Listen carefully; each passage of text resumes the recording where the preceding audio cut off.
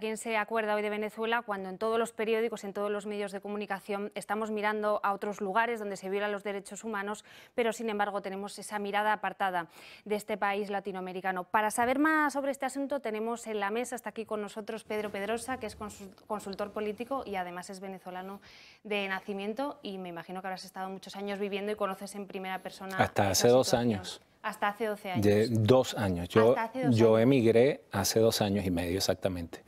Y bueno, creo que se queda corto el reportaje que acabamos.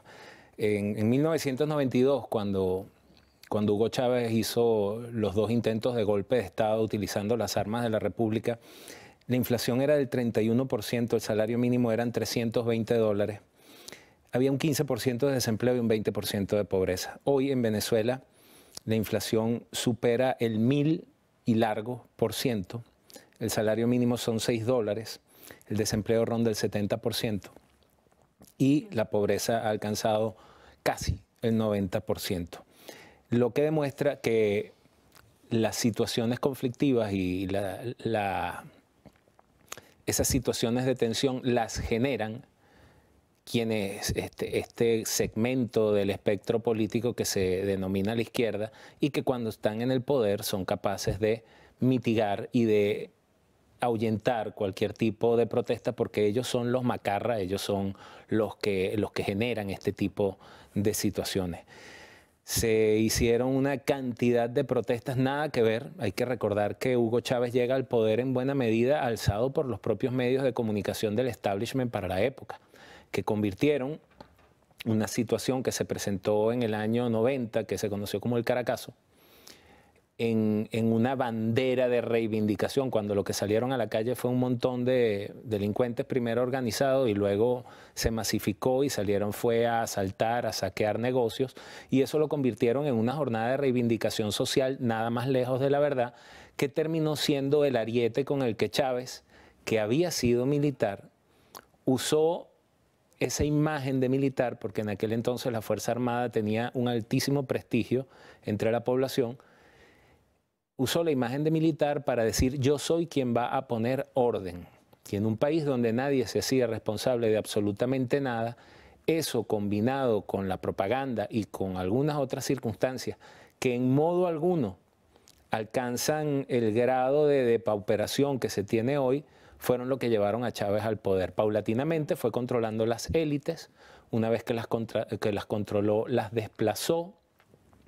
En paralelo fue haciendo la toma de las instituciones, tal vez la más importante, y desde donde se atornilló y desde donde apalancó todo su poder fue no desde el Parlamento, sino desde los tribunales de justicia, que fueron disueltos, y luego vino un señor que se llamaba Michelena y entonces declaró la emergencia judicial y entonces se removieron un montón de jueces, se movieron los jueces del Tribunal Supremo de Justicia y se terminó de consolidar la tiranía. Yo insisto en que Chávez no fue un dictador, Chávez fue un tirano, y como buena tiranía se perpetúa, como lo hicieron en Cuba, como lo hizo él con el propio Nicolás Maduro, a quien dejó en relevo de sus felonías.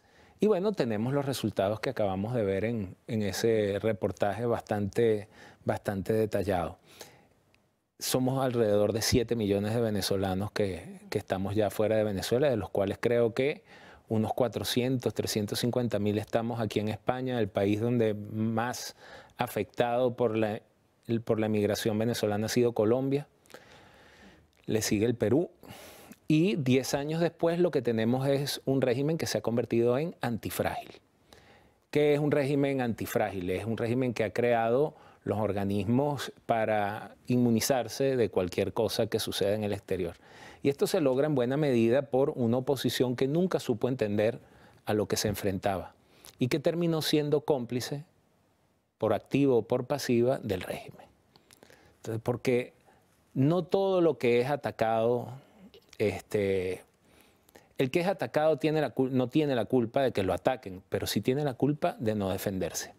Y nosotros tuvimos una oposición que, acostumbrada a un modelo que, para los venezolanos que me estén viendo, Juan Carlos Rey, el pacto populista, la crisis de la democracia venezolana y el pacto populista de conciliación de élite.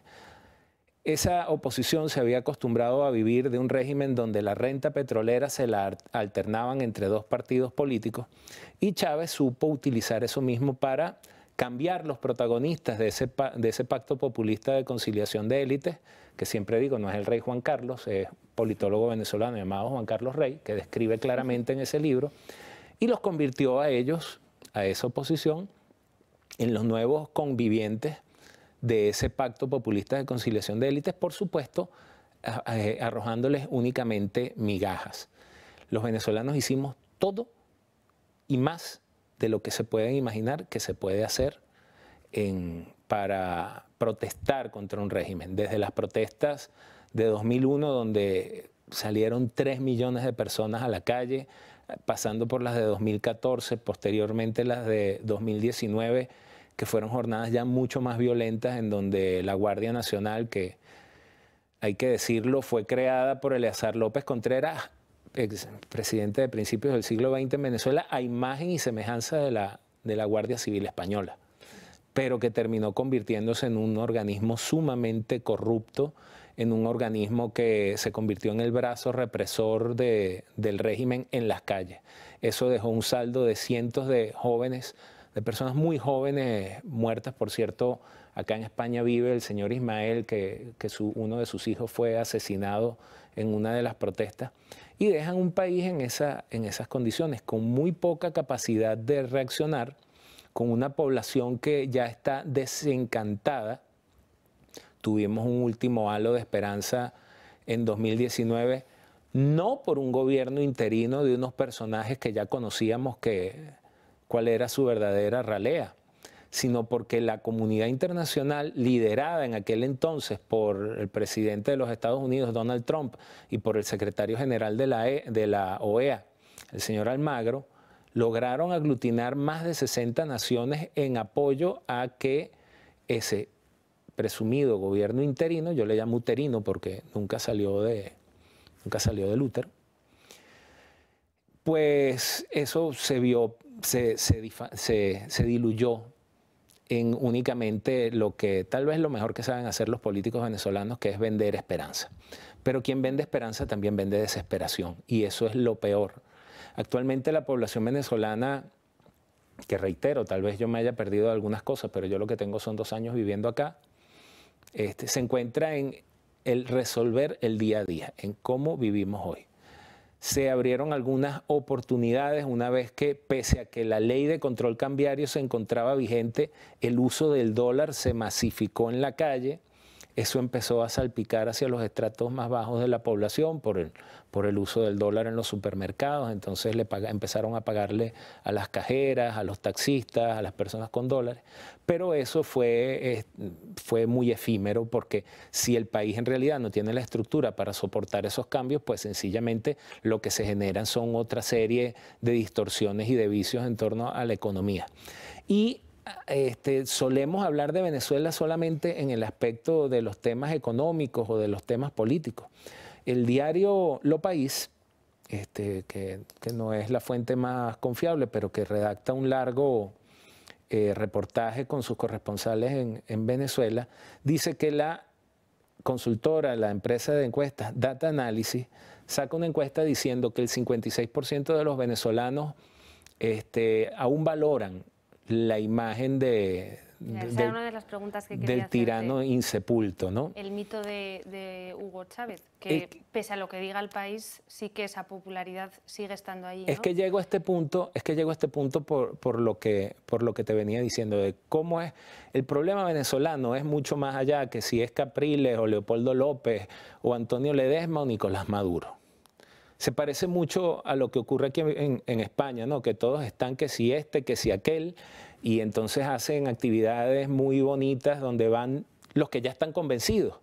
Pero a la gente en realidad, a lo que sería aquí el currante, al mileurista, no le interesa ya absolutamente nada de esto. Y el problema es tan grave que no es solo esa élite política que se disputa, que en Venezuela decimos 2 borrachos, dos ebrios peleándose por una botella vacía. El problema es que en este periodo, que ya son veintitantos años, 24 años de chavismo, hay una población adoctrinada. Venezuela es mucho más que Caracas, como decir que España es mucho más que Madrid. Y entonces va desde las escuelas, escuelitas bolivarianas, se fomenta el culto al líder. No todos los muchachos, los jóvenes venezolanos estudian en la Universidad Católica o en la Monte Ávila, no. Hay una realidad mucho más profunda en la cual hay una población que, dos cosas, uno, fue adoctrinada, dos, no fueron capaces de tener acceso a proteínas y alimentación suficiente para desarrollar la plenitud de sus capacidades en el resto de sus vidas. Y tres, tienen el recuerdo de una época que administró el tirano, donde el dólar llegó a estar por encima de los $100 el barril, con lo cual era muy fácil la demagogia populista y utilitaria de ven acá, yo te doy, y entonces la bequita para esto, y la máquina de coser, y este tipo de cosas, que por más que sea la gente que no tiene nada, dice, oye, pero al menos antes nos daba. Entonces yo creo que el señor, disculpa, yo creo que el señor Luis Vicente León exagera, que es el presidente de la consultora esta Data Analysis, pero veo posible que un importante segmento de la población ante la situación de hoy diga, vale, pero es que con que de paso es el único que recordamos porque ya lleva veintitantos años y no nos acordamos del otro, estuvimos mucho mejor. Y esa es la gran tragedia de Venezuela.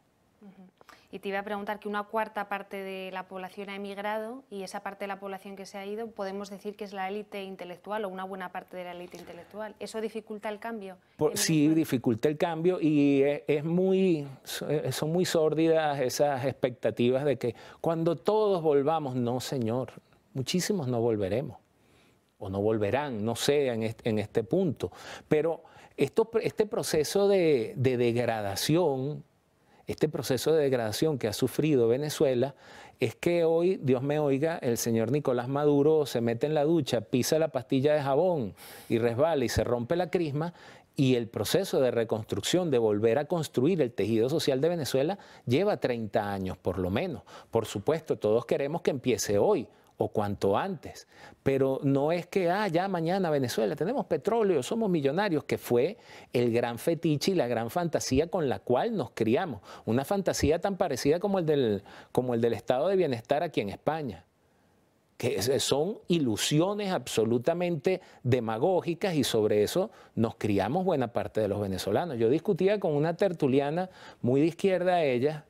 Entonces ella me decía que tú no ves otra forma, tú no tienes otra forma de ver la vida. Y yo le digo, no, yo me crié con esos fetiches que tú tienes. Muchos de nosotros venezolanos tenemos petróleo, somos ricos, vimos a los otros países de Hispanoamérica así como que nosotros éramos los reyes del mambo y éramos superiores a ellos. No, precisamente cuando Chávez agarró y esa carga que tenía el sistema venezolano de demagogia, la exponenció. Muchísima gente vivió de eso. Algunos pocos no solo vivieron, sino que se hicieron milmillonarios con eso. Son más, y por cierto, están aquí en España. Por cierto, ahí en el barrio Salamanca, y tienen el castillo del Alamín ahí en Toledo y tal y que se ve. Muchísimos se hicieron milmillonarios con el chavismo haciendo negocio. No necesariamente los que nos fuimos somos la élite intelectual. Eso fue tal vez la primera oleada. Y luego nos habremos ido paulatinamente, pero de Venezuela se ha ido gente de todo tipo. E incluso, hay que decirlo, el propio chavismo se ha encargado de enviar sus agentes de agitación en estas oleadas que llegamos a ver entre los años 2019, 2017 y 2020. Que cruzaban la frontera con Colombia y llegaban a pie caminando hasta Chile. Ahí fueron muchísimos agentes del chavismo que después fueron capturados en Ecuador, en Perú, en Chile, generando desórdenes y generando alteraciones a los gobiernos establecidos. Hay algunas cosas que yo me hice la tarea, además estaba muy entusiasmado de volver hoy por acá. Algunas cosas que ocurrieron en Venezuela y que paren la oreja. El aislamiento de tienes que resumir mucho, muy rápido. El aislamiento de las élites. Las élites terminan viéndose al ombligo y piensan que son los amos del país y que no tienen qué hacer hacia abajo. La inoperancia de los partidos políticos. Los partidos políticos dejaron de hablarle a la gente y se hablaban entre ellos mismos para ver a quiénes acomodaban. Y sobre todo, hay un fenómeno muy grave, que es en definitiva, la destrucción económica en Venezuela sirvió para llevar al verdadero objetivo del régimen, que era la destrucción moral. La destrucción moral de la sociedad venezolana. Tal vez es muy odioso decir esto, pero buena parte, incluso llegué a ver en Instagram a una chica que fue alumna mía en la universidad y que está ahorita aquí en España trabajando en estas fiestas que organiza el señor Tito Berni. Y esa muchacha, cuando estaba en la universidad, jamás, o sea, como muchísimas, jamás habían imaginado llegar a esa... Entonces, hoy se justifican porque tienen que mandarle dinero a sus padres o a los hijos que dejaron en Venezuela. Y eso, en definitiva, es la gran tragedia, la destrucción moral y la destrucción del tejido social en Venezuela. Pues tienes toda la razón. Ya para terminar, un breve comentario respecto a esas presidenciales del año que viene, del año 2024. ¿Hay alguna esperanza con una oposición prácticamente inexistente, por lo que tú me decías? A ver, los procesos electorales en Venezuela pueden servir para algo si sirven para generar escaladas de otro tipo. En el año 2013, cuando el señor Enrique Capriles le ganó las elecciones a Maduro y desistió, porque está tan embasurado como el resto de la dirigencia opositora, desistió de reclamar, él ni siquiera convocó a la gente a la calle. Ese 12 de abril creo que fue, al día siguiente de que dieron los resultados electorales, en Caracas estaba encendida y gritando "vamos al CNE", el CNE, el Consejo Nacional Electoral. Si eso está en la mente de algunos de estos señores que se hacen llamar opositores, bienvenido sea. Pero el CNE no es el fetiche, así como te dije, esto de las cúpulas, que todos han dicho que los 5 rectores y entonces que sea imparcial. No. Esto lleva ya 24 años funcionando. Es absolutamente toda la arquitectura del proceso electoral. El que mueve las máquinas, el que las programa, el que tiene el software, el que tiene la data de cuántos votan aquí y allá. Es toda una maquinaria que hay que aniquilar. Y cuando digo aniquilar me refiero a desmontar toda esa estructura para que un proceso electoral pueda ser verdaderamente fiable en Venezuela. Yo le llamo a esto el síndrome de Chamberlain, ¿no? De este señor Chamberlain que fue a hablar con Hitler y se bajó del avión con el papelito y ya tenemos la paz y tal. Ante este tipo de regímenes, tú no puedes tener la actitud de Chamberlain. O sea, tú crees que el sistema que fue diseñado por la democracia venezolana, en el cual les permitiste entrar a los que fueron guerrilleros y terroristas e intentaron, porque recordemos que toda la década del 60 fue de guerrillas en Venezuela, y tú les permitiste entrar a ellos. Ahora que ellos toman el control, ya ellos tienen el sistema con el que tú crees que los vas a desplazar, lo tienen absolutamente controlado. Entonces, dirá Maduro, ¿para qué voy a entregar yo un pedazo de la torta si puedo seguirla repartiendo entre mis amigos? Y con esto que te estoy describiendo, de que no es solo que si el presidente del Tribunal Supremo o no, es toda la estructura que ha sido consolidada a lo largo de 24, casi 25 años, pues yo no tengo, en realidad, me disculpan que les venga a amargar la tarde, pero en realidad no tengo mayores expectativas. Bueno, pues nos quedamos con este mensaje, Pedro Pedrosa. Muchísimas gracias por tu tiempo y pedimos por todos esos compatriotas tuyos que siguen viviendo esta situación tan terrible que esperemos que cambie en los próximos años.